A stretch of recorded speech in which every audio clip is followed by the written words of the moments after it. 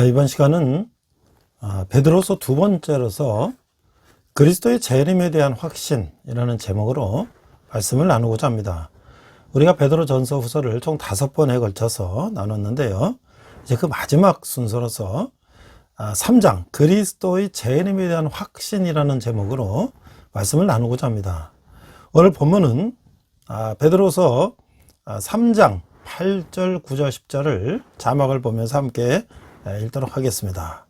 8절, 사랑하는 자들아 주께는 하루가 천년 같고 천년이 하루 같다는 이 한 가지를 잊지 말라. 9절, 주의 약속은 어떤 이들이 더디다고 생각하는 것 같이 더딘 것이 아니라 오직 주께서는 너희를 대하여 오래 참으사 아무도 멸망하지 아니하고 다 회개하게 이르기를 원하시느니라.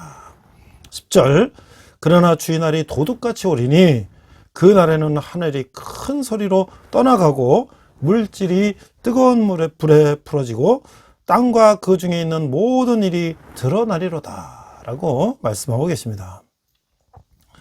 그래서 우리는 첫 번째, 신자들이 주의 강림을 기억해야 된다. 그래서 1절, 2절을 보니까 이렇게 말씀하고 있습니다. 사랑하는 자들아 내가 이제 둘째 편지를 너에게 쓰노니 이 두 편지로 너의 진실한 마음을 일깨워 생각나게 하여 곧 거룩한 선지자들이 이하는 말씀과 주 되신 구주께서 너희의 사도들로 말미암아 명하신 것을 기억하게 하려 하노라. 자, 1절, 2절, 이 9절은 베드로가 왜 이 편지를 쓰고 있는가의 목적을 말씀하고 있죠.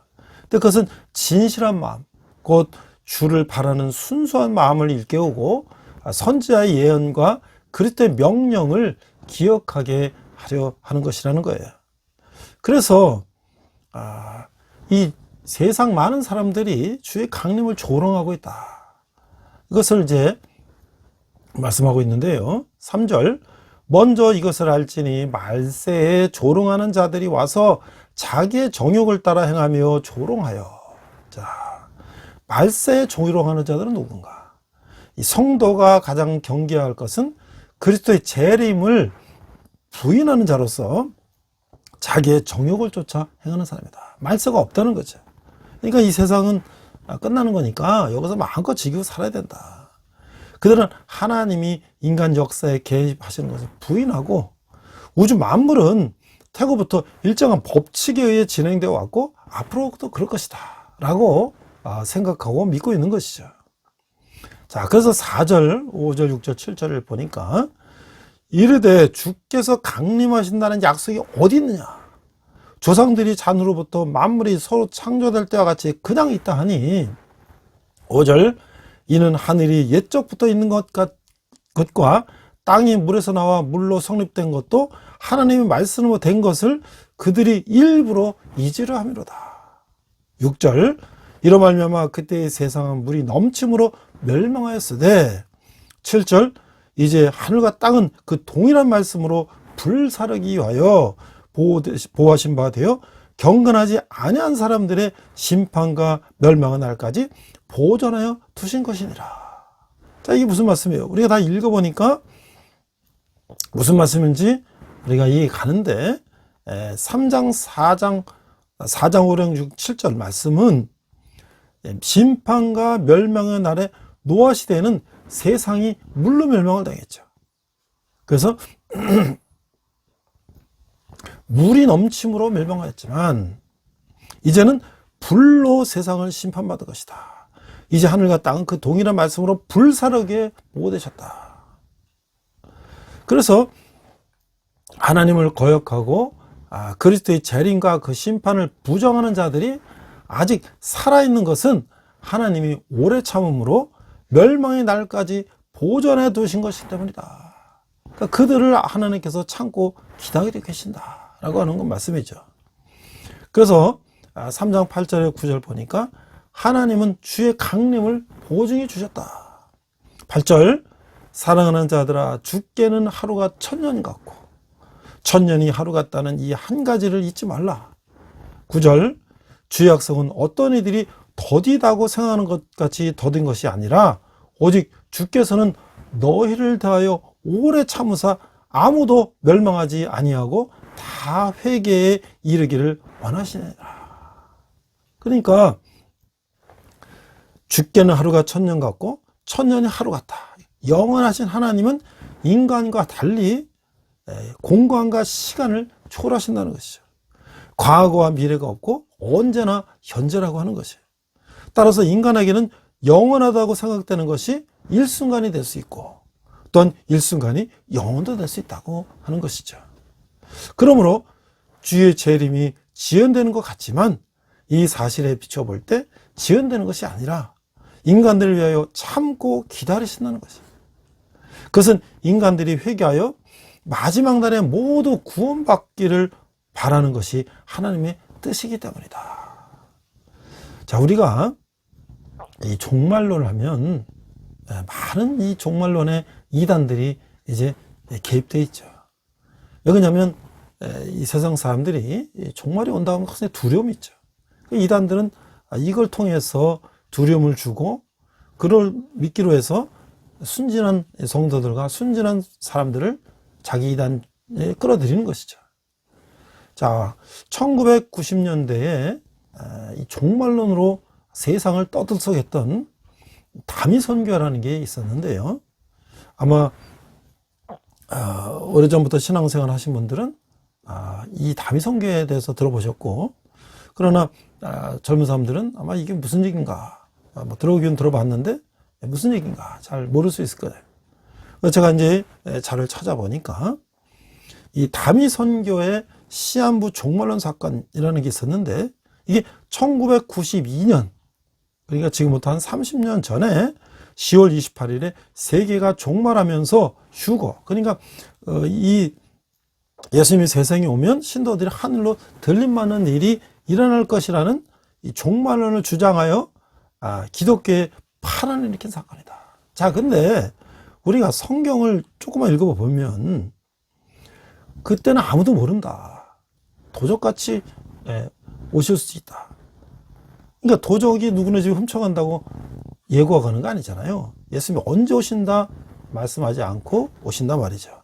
그런데 이 다미선교라는 이단은 1992년 10월 28일에 오신다 라고 못을 받고 자기 나름대로 뭐 성경을 계산했다 뭐 이런 거겠죠. 그래가지고 많은 사람들을 이제 불러 모아서 꼬인 것이죠.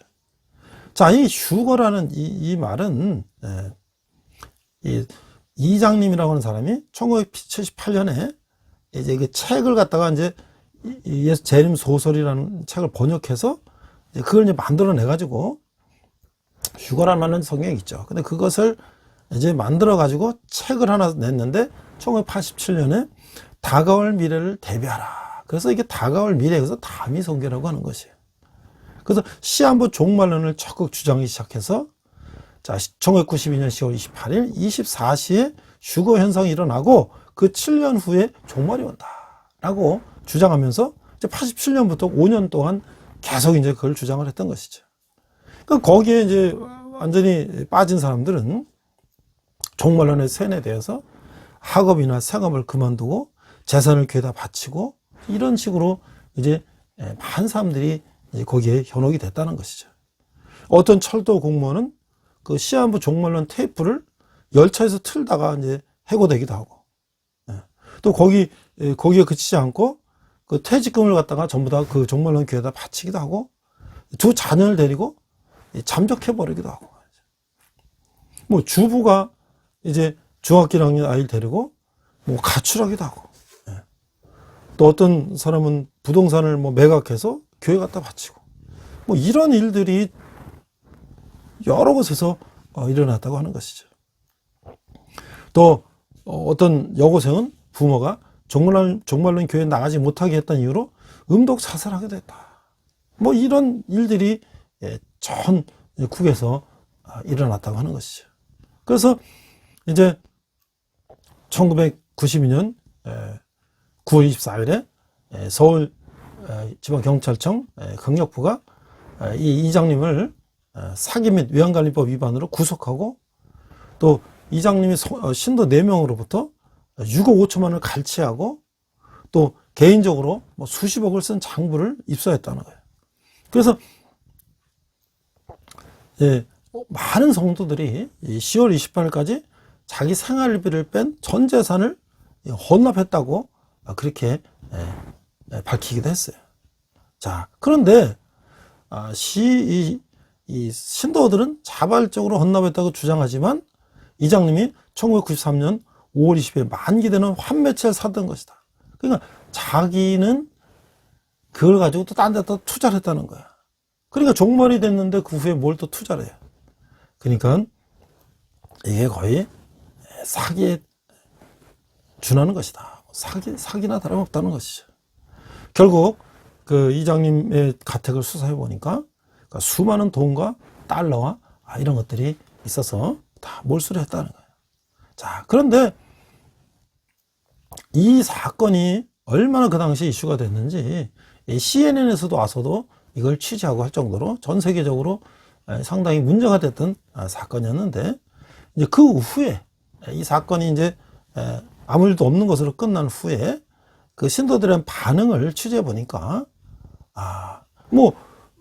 뭐가 부끄럽냐, 뭐 이런 사람도 있고, 뭐 한번 에러가 됐으면 뭐 다시 또 기다리면 되는 거 아니냐, 뭐 이런 식으로 애써 실망감을 감추는 사람도 있고, 또 어떤 사람들은 다시 내가 속았다, 그래서 재산을 반환해 달라, 그래가지고 경찰은 전국 이제 그 종말론 교회 옆에다가 그 종말론 피해 신고 센터까지 설치해가지고 그 피해사를 접수해가지고 그것을 보상하는 그런 이제 일도 하기도 했단 말이죠.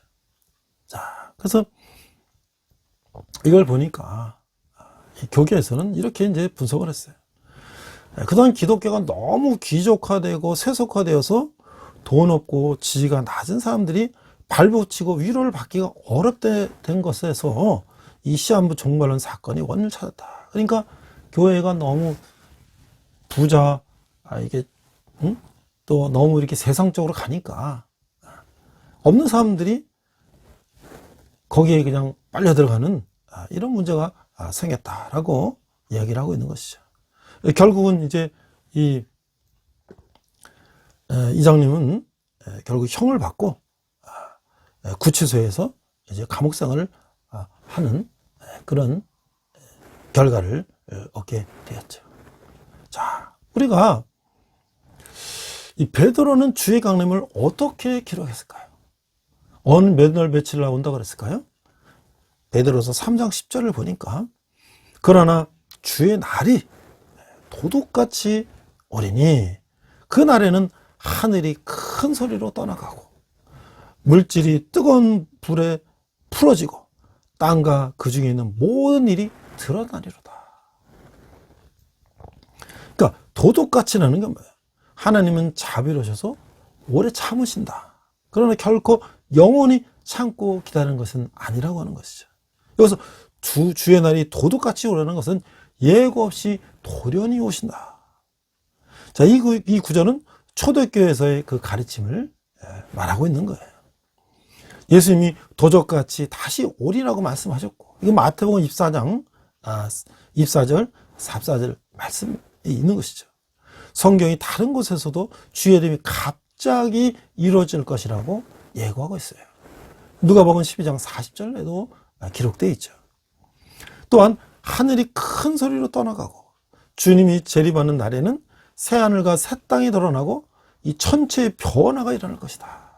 그래서 성경이 다른 곳에서 하늘은 종이 축이 말리는 것처럼 떠나간다. 요한계시록 6장 14절 말씀이에요. 땅과 하늘이 하늘 앞에서 피하였다. 요한계시록 20장 11절 말씀. 이런 표현이 있다는 거죠. 그래서 물질이 뜨거운 불에 풀어지고, 그러니까 하늘의 해와 별과 달들이 불에 의해서 소멸되는 천재지변을 말한다고 하는 것이에요. 여기서 물질로 변화된 이 헬라 스토이케이아는 세상을 구성하는 기본 원소를 말하는 것인데, 이 신약시대 사람들은 이 스토이케이아를 보통 공기, 물, 흙, 불 이런 거로 생각했다는 거예요. 그래서 여기서 주의 재림의 결함 이런 다음 성경 구절을 미루어 하늘의 1월 성신을 뜻하는 것으로 보는 것이 타당하다고 하는 것이에요. 그래서 11절 이 모든 것이 이렇게 풀어지리니 너희가 어떠한 사람이 되어야 마땅하냐? 거룩한 행실과 경건함으로 자 풀어진다. 이건 뭐야? 파괴된다고 하는 것이. 마지막 날이 되면 천지간의 모든 것이 이 11절에 언급된 것 같이 파괴된다. 그러나 이때 성도들은 구원받게 될 것이므로 두려워하지 말고 거룩하고 경건한 생활을 하면서 그리스도의 재림을 기다려야 한다. 자, 12절 하나님의 날이 임하기를 바라보고 간절히 사모하라. 그날에 하늘이 불에 타서 풀어지고 물질이 뜨거운 불에 녹아지려니와. 자, 임한다 라고 하는 말은 이 헬라어로 파루샤. 이게는 보통 그리스도의 재림을 가리키는 말로 쓰이고 있어요. 따라서 이 구절은 그리스도의 재림을 간절한 마음으로 사모하라는 말인 것이죠. 그것은 그리스도인의 소망이 마지막 날에 없어진 이 세상에 있지 않고 영원한 하나님 나라에 있기 때문이다 라고 하는 것이에요. 13절 우리는 그의 약속대로 의가 있는 곳인 새하늘과 새 땅을 바라보도다.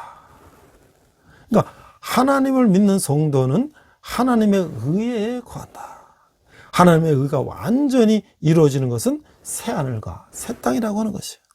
그러므로 새하늘과 새 땅은 성도들의 궁극적인 소망이라고 하는 것이죠. 이제 그래서 신자들 행동이 주의 강림에 의해서 변화를 받게 된다. 자, 3장 14절 말씀을 보니까 그러므로 사랑하는 자들아 너희가 이것을 바라보나니 주 앞에서 점도 없고 흠도 없이 평강 가운데서 나타나기를 힘쓰라. 그러니까 신자들은 어떤 종류의 사람이 되어야 되는가? 마지막 때에 신자들은 점 없는 그리스도처럼 도덕적으로 깨끗해지는 것이 자신의 주요 업무가 되어야 한다고 하는 것이죠. 그래서 15절 우리 주의 오래 참으심이 구원이 될 줄로 여기라. 우리가 사랑하는 형제 바울도 그 받은 지혜대로 너에게 이같이 썼고. 자, 15절에 그리스도의 재림이 늦어 보이는 것은 하나님 아버지 편에서의 부정적인 무관심 때문이 아니라 오히려 그의 오래 참음의 표현이다. 지금은 세상이 회개할 시간을 갖고 있다는 것이죠. 일단 심판의 날이 오고 나면 그렇지 못하다고 하는 것이죠. 주의 오래 참으심은 회개로 인도된다. 왜 주님이 오래 참고 계시냐? 우리가 회개하고 돌아올 것을 기다리고 계신다라고 하는 말씀이죠.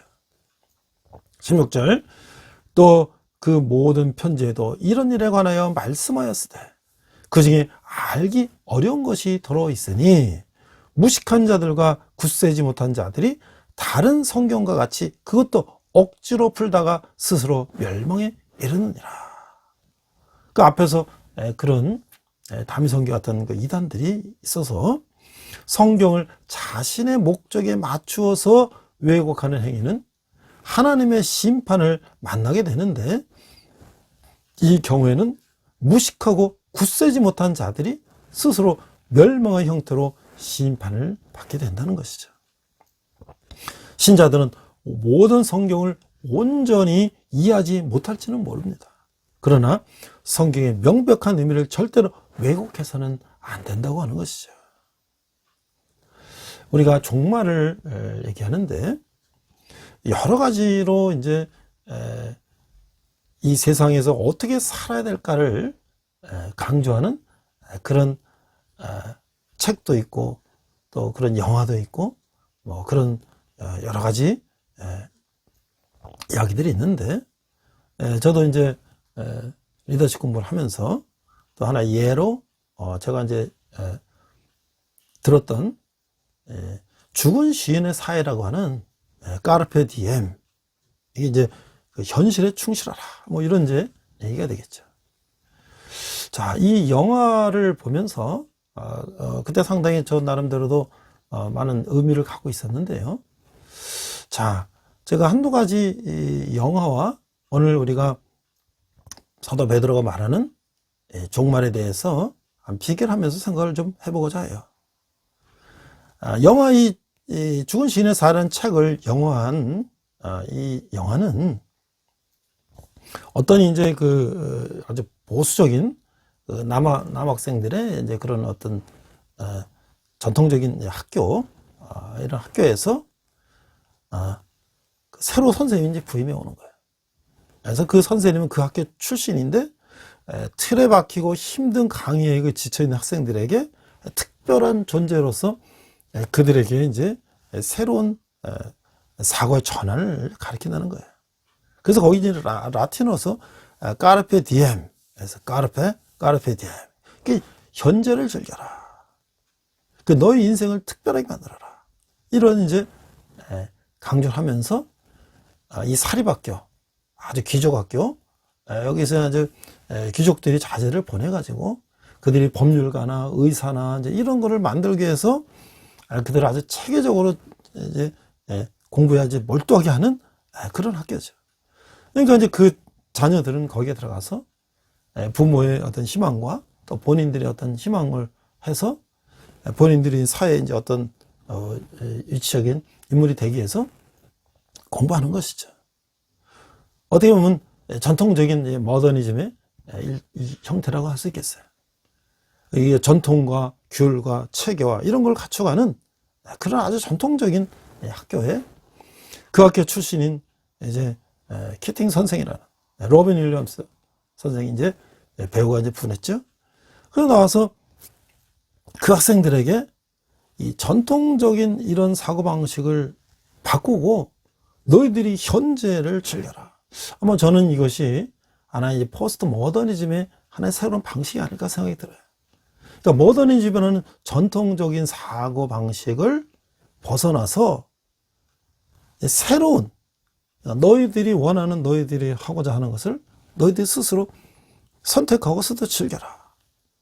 그러면서 학생들한테 아주 신선한 충격을 주고 학생들을 이제 가르치니까 학생들은 그 전까지는 뭐야? 부모의 기대와 자신들의 어떤 목적을 위해서 거기에 다른 생각을 할 수가 없는 그런 상황 속에서 공부에 전념하고 있었는데 이 선생이 새로운 가치관을 열어주는 것 같으니까 거기에 이제 심취하게 되고 그들은 이제 새로운 삶이 무엇인가를 이제 생각하게 되는 것이죠. 그래서 뭐 이제 학생들이 학교에서 허락되지 않는 새로운 시도들을 이제 막 하게 되는 것이죠. 그래서 여러 가지 시도를 하게 되는데 그 중에 한 학생이 이제 아버지가 이제 의사가 되라고 그랬는데 자기는 어떤 새로운 셰익스피어의 어떤 한여름밤의 꿈이라는 그 연극의 주연을 맡으면서 자기가 새로운 어떤 그런 분야에 눈을 뜨고 그런 쪽에 심취하니까 아버지가 이제 꾸지람을 하면서 너는 군사학교와 하버드대학을 나와서 의사가 돼야 된다라는 이 강요에 부딪혀서 결국은 그 학생은 아버지 총으로 자살하게 된다. 이런 사건이 벌어지니까 결국 이제 학교에서는 이 문제가 이제 불거지니까 결국 이 사건을 무마하기 위해서 이 누구의 책임인가? 그래서 결국은 이 키팅 선생이 이 학생을 잘못 가르쳐서 이렇게 됐다. 그래서 그 선생을 이제 해고하게 되는 것이죠. 그래서 마지막에 그 선생이 자기 짐을 찾으러 이제 왔을 때 그 배웠던 학생들이 그 키팅 선생을 존중하며 그들이 그 선생이 가르쳤을 때 그런 자세를 취하면서 선생의 경의를 표하는 그런 모습을 이제 보여줬다는 이야기였어요. 물론 우리가 이제 이 모더니즘이라는 것도 모든 게 다 옳다 그런 것도 아니고 거기도 문제점도 있고 장단점이 있겠죠. 따라서 그럼 모더니즘을 새롭게 변화시킨 포스트 모더니즘 모든 것이 다 좋은가? 거기에도 문제가 있다는 것이죠. 그래서 오늘날 우리 크리스찬들은 모더니즘이냐 포스트 모더니즘이냐 그럼 어떤 것이냐? 우리는 오직 예수 그리스도의 종말론이라고 하는 것을 우리가 바라보며 이 세상을 바라봐야 된다라는 것이죠. 이 앞에서 언급한 이 베스트셀러였던 이 책 죽은 시인의 사회에서 주인공은 학생들에게 까르페 디엠이라고 말하고 있어요. 현실에 충실하라. 그러니까 세상 일에 몰두하라 라는 것으로 자기가 원하는 것, 자기가 원하는 것에 충실하라. 부모의 기대나 이런 것보다는 너희들이 잘할 수 있는 그런 거에 충실하라. 뭐 이렇게 이제 얘기를 했겠지만, 이 사도의 가르침은 이 사도의 가르침에 되면 달랐다고 하는 것이죠. 이런 세상에 몰두하기보다는 우리 크리스찬은 주님에 몰두하는 것이 중요하다는 것이죠. 그래서 모든 삶의 중심을 그리스도에 두고 살아야 된다고 하는 것이 우리 크리스찬의 삶의 가치관의 방식이라는 거예요. 그래서 이것을 세상과 그리스도 중에서 양자택일하는 뭐 이런 건 아니죠. 그리스도를 중심으로 해서 열심히 세상을 살아가라. 그러니까 우리 그리스도께서 우리에게 이 세상에서 어떻게 살라고 하는 것이 우리의 가치관의 기준이 되어야 된다는 것이죠. 그래서 인간의 가치관이라는 것은 시대에 따라서 상황에 따라서 또 변하고 하는 것이죠. 자기의 이익에 따라서 또 변하는 것이죠. 그러나 하나님의 가르침은, 예수님의 가르침은 불변하는 가르침이라는 거예요. 그래서 우리가 그리스도를 중심에 두고 열심히 세상을 살아가야 된다. 주님의 영광을 위해서 일하고 주님의 이름에 합당한 삶을 살아가는 것이 크리스찬의 까르페 디엠이라고 하는 것이죠. 이 많은 사람들이 이 종말론을 얘기하면요, 그게 뭐 나랑 상관이 있는 일인가? 그건 나랑 상관없는 일이지 라고 보통 생각하죠. 하지만 우리가 반드시 기억할 것은 누구나 이해 없이 종말을 맞으며 하나님 앞에 심판을 선다. 개인적으로도 누구나 나이가 들고 늙으면 죽게 돼 있고, 또 이제 하나님이 예수님이 다시 오실 때에 앞서 간 사람이나 살아있는 사람이나 누구나 다 하나님의 심판대 앞에 서게 된다는 것을 우리는 잊어서는 안 된다고 하는 것이죠. 우리 인간의 삶은 언제 끝날 수밖에 없다. 우리 모두 죽음을 향해서 한 걸음 한 걸음 옮기는 삶을 살고 있다고 하는 것이죠. 우리의 허락된 시간들을 절박한 마음으로 마치 마지막인 것처럼 생각하며 살아야 한다고 하는 것이죠. 이런 종말론적인 자세는 삶을 진지하고 성실하게 만들어 줄 것이라고 하는 것이에요. 그래서 앞서서 이 죽은 시인의 사회라고 하는 책에서, 영화에서 보여주는 것은 이 젊은이들에게 너의 인생을 부모나 어떤 이런 다른 사회나 이런 것에 요구하는 것에 너의 인생을 맡기고 그것에 매여서 너의 인생을 사는 것보다는 너희가 원하는 것, 너희가 잘할 수 있는 것, 너희가 즐기는 것을 그 전세에 충실하는 것이 더 가치 있다고 가르치는 것이죠. 그것도 물론 진일보한 것이라고 생각하지만, 우리 크리스찬의 자세는 하나님께서 나에게 원하는 것이 무엇인가를 생각하며 세상 가운데서 그것을 실천하는 그런 삶이라는 것이 바로 크리스찬의 종말론적인 자세라고 할 수가 있다고 하는 것이죠. 이 종말론적인 자세는 무엇이 중요한 것인가? 이것을 깨닫게 해주는데, 사도 바울은 순간순간을 마지막이라고 생각하는 사람들 모습을 흥미롭게 묘사하고 있어요. 안에 있는 자들은 없는 자같이, 우는 자들은 울지 않는 자같이, 기쁜 자들은 기쁘지 않은 자같이, 매매하는 자들은 없는 자같이 하라. 자, 이게 무슨 말일까? 자, 있다는 거, 없다는 거, 슬프다는 거, 기쁘다는 거, 가지고 온 것과 갖지 못한다는 것에 연연할 필요가 없다고 하는 것이에요. 왜? 이 세상의 모든 것은 영원한 것이 아니라 일시적인 것이기 때문이라는 것이죠. 아울러 무상한 것이며 헛된 것이라는 것이죠. 이것은 종말론적인 자세는 무엇이 중요한 것인지 분별할 수 있게 해준다고 하는 것이죠. 어쩔 수 없어서 일하는 사람이 있는가 하면 미래를 바라보며 즐거운 마음으로 일하는 사람이 있어요. 주어진 순간을 절실하게 소중하게 여기며 사는 사람이 현명한 사람이라고 하는 것이죠. 그러니까 우리의 매우 중요한 과제는 어떻게 그리스도 중심적인 삶을 살 수 있는가 하는 것이라고 하는 것이죠. 일에 파묻혀 살아가면서 주님을 내 안의 중심에 모시는 일은 쉬운 게 아니죠. 무엇을 해서 살아가는가? 라는 질문을 받으면 곧바로 그리스도를 따라서 살아야 한다고 답변하지만 실제로 그렇게 행동하여 살기는 쉽지가 않다고 하는 것이죠. 이런 한계와 고민 있는 상황에서 우리가 취할 자세는 종말론 적 자세, 우리를 돕기 위해서 손 내밀고 있는 주님께 도움을 구해야 한다고 하는 것이죠. 주님께 나를 맡겨야 한다는 것이죠. 이건 신앙의 선배인 마틴 루터가 보여준 것이며 우리 주님이 보여주신 일이기도 한 것이죠.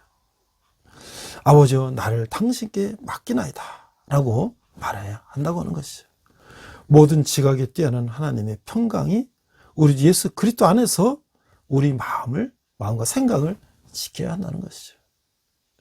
저는 이 새하늘과 새 땅을 가진 그런 가진 사람과 갖지 못한 사람의 죽음을 앞두고 제가 그런 경험들을 했어요. 저는 어머니께서 권사님으로 이제 거의 이제 80 다 되셔서 처장암으로 돌아가시게 됐는데 평생 이북에서부터 교회 다니시고 기도하시고 이제 새벽마다 자녀들 위해서 기도하시고 그러셨는데 이제 암으로 돌아가시게 되고 이제 거의 이제 돌아가시기 한 일주일 전에는 곡기도 다 끊어지고 이제 그냥 누워 계시는데 제가 그때 집사였어요. 근데 제가 우리 교회에 목사님 모시고 제가 이제 저녁 때 며칠 좀 예배를 같이 좀 드려달라고 그랬어요. 근데 이제 목사님도 돌아가셨을 때 기도를 하는 경우는 내가 봤지만 돌아가시기 전에 이렇게 며칠간 기도하자는 얘기는 내가 처음 들었다. 근데 기꺼이 하겠다. 그래서 같이 이제 어머니 모시고 찬양하고 말씀 전하고 기도하고 그랬어요. 근데 어머니가 거의 뭐 곡기가 끊어지고 이제 물도 조금 이렇게 수저로 넣어주면 드시는 이제 그런 정도의 기력이셨는데 귀에다 대고 어머니 돌아가시면 천국 가시죠. 천국 가시죠. 그러면 아멘. 그 어렸을 때 북한에서부터 그 선교사님부터 배운 그 신앙, 또 이 유교를 거치면서 이 어려운 이 상황 속에서 또 기도하면서 또 이 가졌던 신앙, 그리고 또 가족과 자녀들과 이 교회와 모든 성도를 위해서 기도하면서 꿈꾸던 그 천국이 이제 내가 이제 숨쉬고 살 날이 얼마 되지 않았지만 그 앞에 눈에 보이는 것이죠. 그래서 또 그 다음날 또 가서 저녁 때 퇴근하고 가서 같이 예배하고 기도하고 했을 때 어머니 이제 천국 가시죠. 아멘. 그 마지막 순간에도 그런 천국을 바라보는 소망을 가지고 기도하는 그 모습은 그렇지 않은 또 제가 이 모습을 봤을 때 그 죽음을 두려워하고 죽음을 겁내고 마치 그냥 어디에 끌려가는 것 같은 모습으로 그 죽음을 맞이하는 그 사람들을 또 저도 봤어요. 그런 걸 보면서 우리의 믿음이라는 것이 우리 인간에게 정말 이 세상을 떠나는 그런 마지막 순간에까지도 얼마나 우리에게 평안을 주는가, 우리가 힘과 용기와 소망을 주는가를 저는 절실하게 느꼈어요. 그래서 우리의 개인의 이 죽음도 그렇지만 우리는 이제 먼저 간 자나 나중에 간 자나 또는 살아있는 자나 주님이 다시 오실 때 주님의 심판대 서고 잘했다 칭찬받는 종이 되어서 영원한 천국에서 영생을 누리는 삶을 산다고 할 때에 우리가 이 세상에서 어떤 삶을 가지고 살아야 되는가? 우리가 정말 이 땅에서 그 나의 명예, 나의 돈, 나의 유익을 위해서 남에게 해를 끼치면서 나 수단과 방법을 가리지 않고 나를 위해서 사는 것이 그래서 무슨 가치가 있는가? 내가 다른 사람들 위해서 어떤 사랑을 베풀고 크리스찬으로서 빛과 소금의 역할을 감당하면서 이 세상에 살아야 되는가? 그것을 하나님은 오늘도 천년이 하루같이, 하루가 천년같이 모든 백성들이 주님께 돌아온 날을 기다리면서 오늘도 종말의 때를 이제 우리를 위해서 참고 기다리신다는 것을 생각하며 우리 오늘 종말을 바라보며 오늘도 우리가 하루를 어떻게 살아야 되는가, 얼마나 소중하게 살아야 되는가를 생각하는 저와 여러분 되시기를 주님의 이름으로 축원합니다. 기도합니다. 하나님 아버지 은혜를 감사합니다. 우리가 마지막 때를 맞이하여 정말 론적 사고를 가지고 오늘 하루를 성실하게 사는 우리들 되게 하여 주시옵소서. 감사드리며 예수님 이름으로 기도했습니다. 아멘.